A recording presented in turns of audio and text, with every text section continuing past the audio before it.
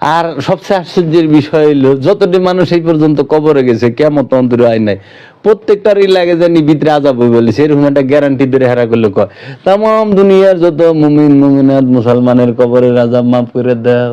আশ্চর্যের বিষয়, মুমিনের কবরে আযাব হয়?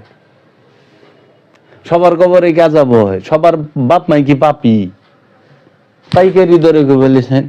আবার কিয়ামত হয় নাই, হাসরের মাঠে ওটা হেগুয়াজি, হেরাই কয় যে কিয়ামত হবে, হাসরের মাঠে উঠুম, পুল সেরাত পার হব, হাসরে মিজানে জামু, মিজানের পাল্লায় উষা নিশা হইলে নেকি বদির, তারপরে যা জান্নাত জাহান্নাম।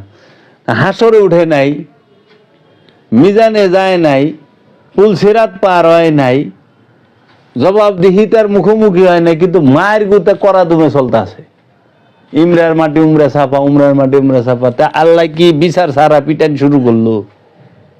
এটা হইল দুনিয়ার আদালতে তো বিচার ছাড়া জরিমানা নাই, বিচার ছাড়া কোন জুলুম যারা করে হেরাও তো একটা মিথ্যা বিচার করে শাস্তি দেয়। তার তো বিচারই হয় নাই, কিন্তু মারপিট চালু, আমার মাথাই ধরে না।